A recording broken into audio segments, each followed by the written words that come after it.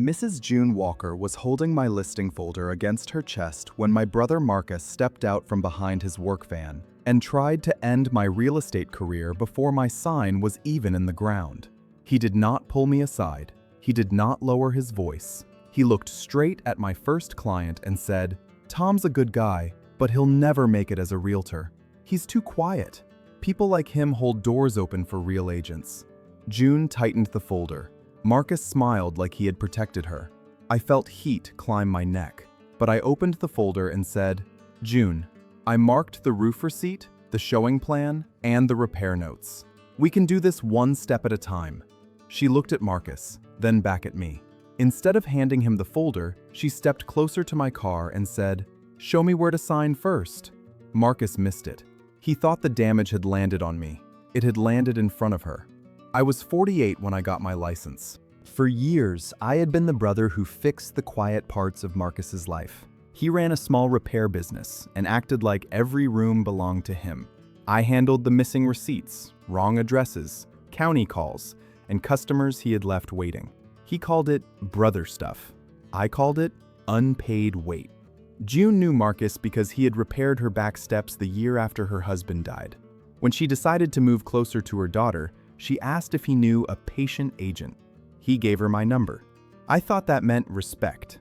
It meant he wanted my careful work attached to his name. That morning, I walked June through photos, parking, honest pricing, and the repairs that mattered. Marcus leaned against his van and kept interrupting. When I said a clean disclosure packet would protect her later, he laughed. "That's Tom," he said, "always preparing for problems instead of selling." June looked down at the folder, not because she believed him, because he had used her sale as a stage and expected her to smile. So I finished the appointment. I pushed the sign into the ground myself. At the curb, Marcus slapped my car roof. "You're welcome," he said. "Without me, she wouldn't know your name." I nodded once. "Drive safe." That afternoon, I changed my vendor sheet. Marcus came off it. I removed his number from every client note. I stopped checking his estimates, fixing customer messages, and calling county offices for him. No announcement. One less hand under his weight. 3 days later, my mother called while I was loading open house signs into my trunk. "Marcus says you embarrassed him in front of that woman," she said. I slid the last sign beside the lockbox. "He embarrassed himself," I said. "Tom, he helped you. Don't make family feel like strangers." I looked at my name printed on the sign. Still mine. "I'm not making him a stranger," I said. "I'm making him separate." The first open house was Saturday. At 10:06, June forwarded me a screenshot from Marcus. "You sure you want Tom handling this? He's careful, but careful doesn't sell houses. I know a stronger agent if you want this done before winter. No offense. I'm trying to protect you." I read it once in my parked car. Then I forwarded it to my managing broker, Ellen Price. She called 2 minutes later. "Is he licensed?" "No." "Is he on the listing agreement?" "No." "Then he gets no access, no explanation, and no private correction from you. Keep the seller calm. Keep the file clean." By noon, 2 buyers had walked the property and asked about second showings. June stood in the hallway, watching strangers measure rooms where her marriage had happened. Then Marcus came up the driveway, carrying a tape measure like he belonged to the appointment. A couple near the garage turned toward him. "Just checking on my little brother," he said. "I know this house better than anybody." The woman looked from him to me. "Are you also the agent?" Marcus paused half a second too long. That half second did damage. I stepped beside the sign-in sheet under the carport. "I'm the listing agent," I said. "Tom Coleman. Any property questions, come through me." Marcus laughed like I had made a joke. "He's nervous," he said. "First listing. I'm making sure he doesn't miss anything." Then he turned toward June and raised his voice just enough for the buyers to hear. "June, don't let him scare people with paperwork. Your husband wouldn't have wanted this dragged out." The sentence hit her like a hand on the back of the neck. Her daughter was on speakerphone. "Mom, what did he just say?" The buyer near the garage took one step back. Then he asked the question that made the air turn cold.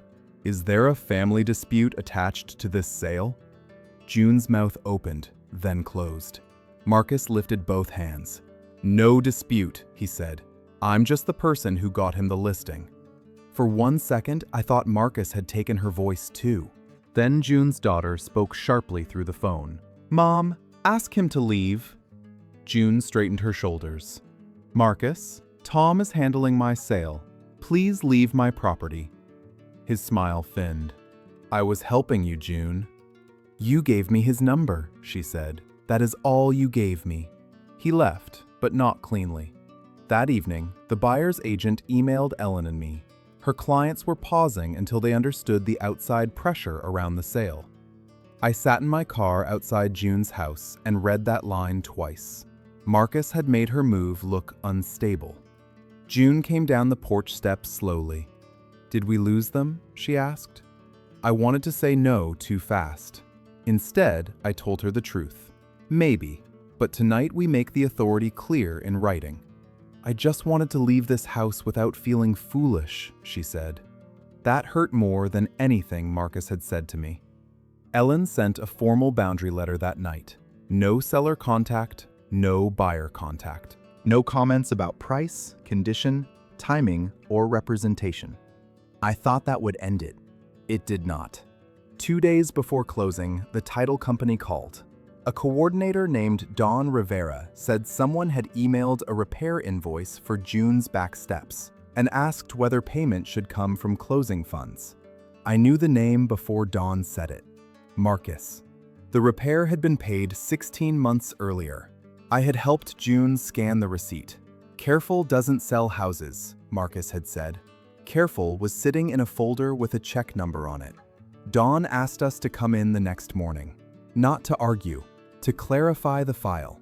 June sat beside her daughter. Ellen sat across from Dawn. Marcus came in with my father behind him, expecting the room to soften. That was how it worked at home. Marcus made a mess, I cleaned it up, and Dad pretended silence was neutrality. Dawn placed the invoice on the table. Then she placed June's paid receipt beside it. Same steps, same amount, same company, paid in full. Marcus leaned forward before anyone asked him to speak. I wasn't trying to take anything, he said. I just wanted to make sure the old work got recognized. Dawn turned one page over. It was recognized, she said.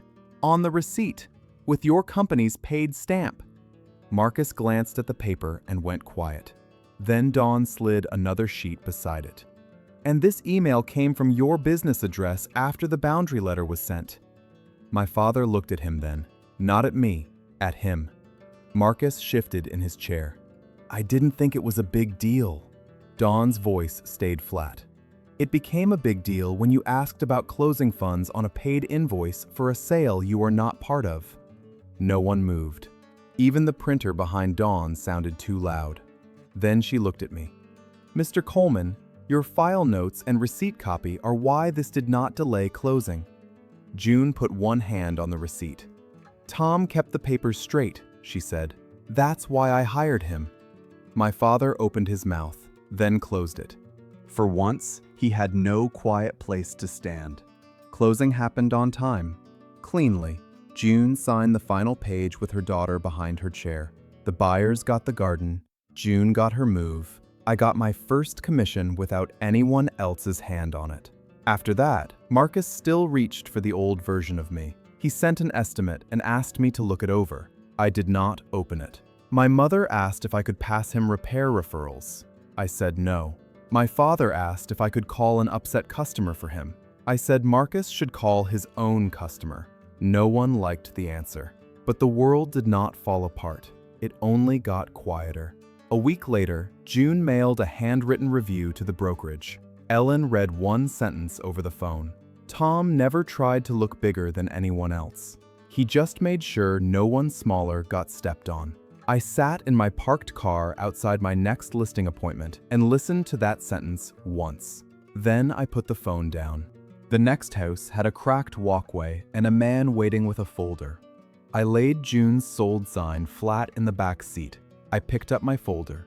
Peace did not arrive from anyone's apology. It arrived when I stopped waiting for permission. I walked to the next door without my brother's shadow behind me. He said I would never make it as a realtor. I didn't answer him then. I didn't need to answer him now. I just rang the bell.